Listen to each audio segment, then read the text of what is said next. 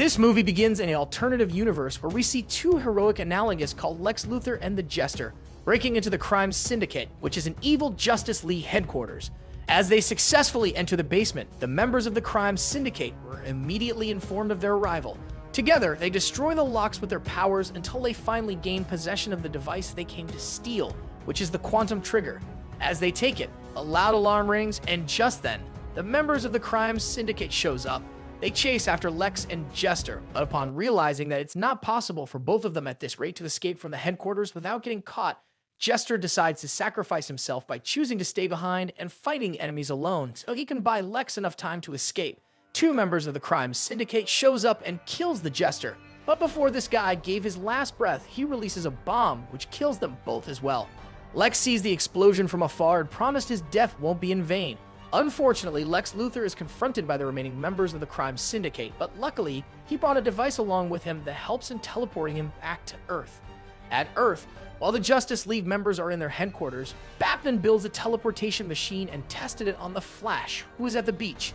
It really worked when Flash is teleported from his current location to their headquarters. Flash is offended because why would he try a tested machine on him?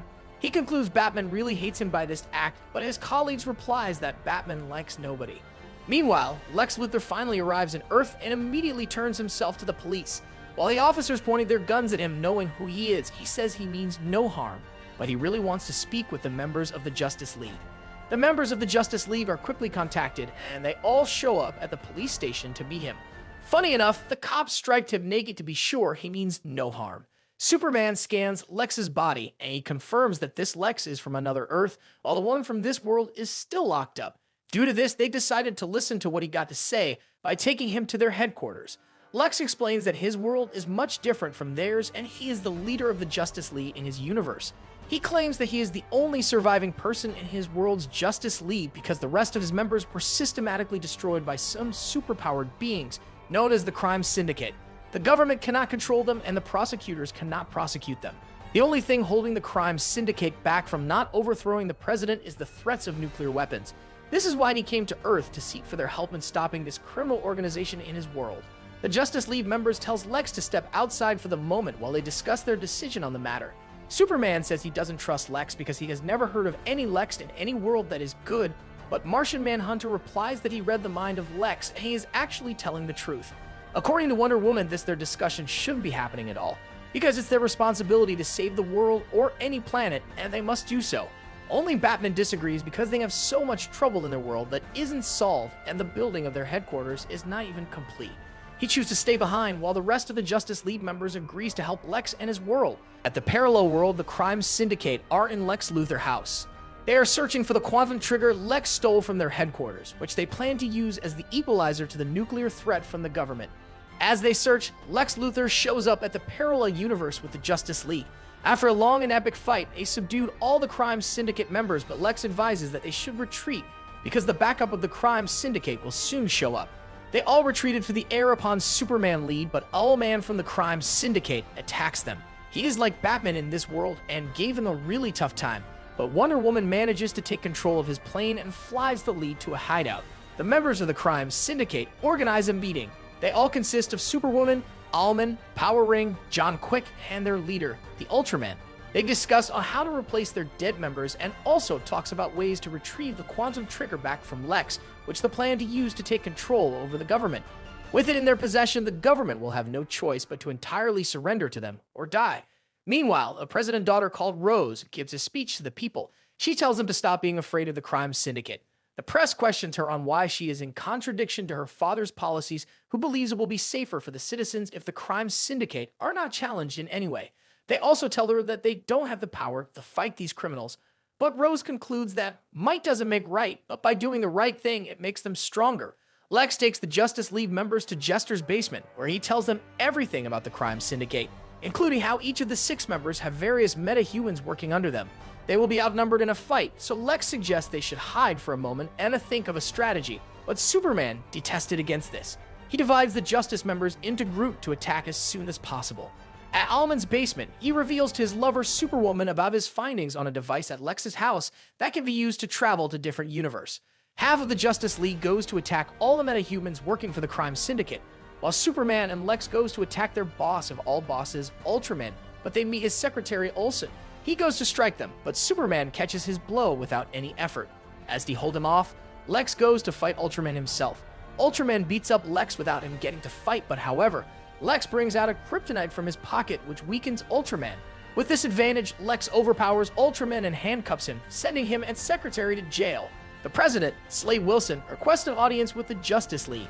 Rather than be thankful, he yells at them for challenging the Crime Syndicate because by doing so, the people's lives are at risk. He lets them know that he has already ordered the release of the Ultraman and tells the Justice League to return back to their world. His daughter Rose enters and calls her father a coward. With the Justice League, this is the perfect chance to stop the Crime Syndicate once and for all, but Slade Wilson is still adamant with his decision. The Justice League members leaves his office saying they will never give up this fight, not when they finally have the chance to win it. Without the Crime Syndicate knowing, Owlman reveals to his lover Superwoman that the quantum trigger is actually a bomb, which he plans to use to destroy the worlds. His reason for this decision is because even if they are the best in this world, there is an alternate world where they are the worst or opposite of who they are. So the best thing he can do is to destroy the original Earth planet because by doing so, the other alternate universe will be destroyed along with it. Ultraman meets President Wilson and warns him to put his daughter in control because if she does another revolt against them, he will kill her. Superwoman accepts to support Owlman with his idea, so she takes the teleportation device from him and travels to the Justice League Earth to retrieve back the quantum trigger, which Lex kept in that world. When she arrives, Batman gets alarmed on their arrival. He shows up with a mech suit to fight them, but he is defeated. He calls the remaining members of the Justice League to assist him, but they couldn't stop Superwoman from taking the quantum trigger back to her world. Rose hosts another revolt against the Crime Syndicate. During her speech, a member of the Syndicate tries to assassinate her from afar, but Martian Manhunter stops him. He throws him off the building and handed him over to the police. Rose thanks him for his help and accepted his proposal to keep protecting her until all these is over. It turns out that Batman also followed them to their world as he engages in a fight with Superwoman. Batman throws a gas, and after she falls unconscious from it, he ties her down and takes her to the Justice League members for interrogation. Batman questions Lex on why the quantum trigger is so important that could make Superwoman to come to their world to get it. Lex lets them know that Owlman is planning to use it to destroy the worlds. That's why he is even risking his life in any way possible to keep it away from them. At the Crime Syndicate basement, a messenger from Superwoman gives Batman the quantum trigger and he smiles menacingly.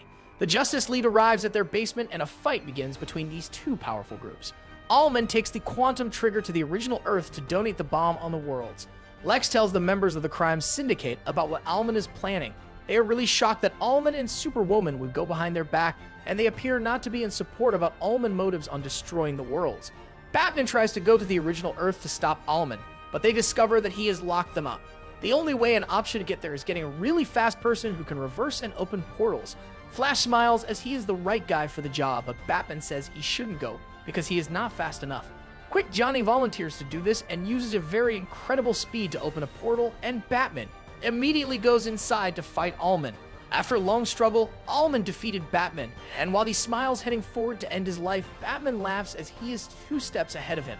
Batman ties Owlman down with the bomb he created and teleported Owlman to a deserted planet where the quantum trigger bomb exploded there.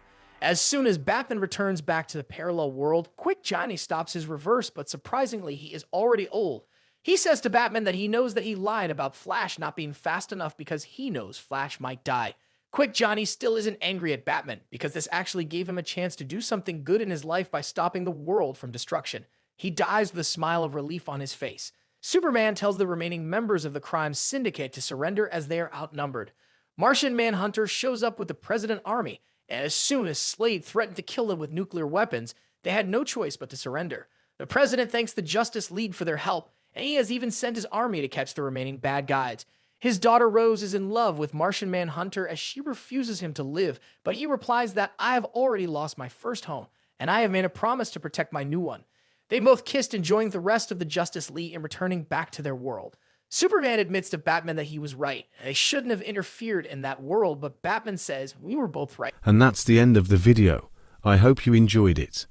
If you did, don't forget to smash that like button. Subscribe for more awesome content from Cartoon Crunch. Hit the bell icon so you never miss an update.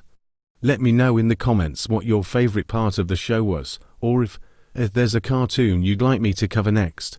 Thanks for watching, and until next time.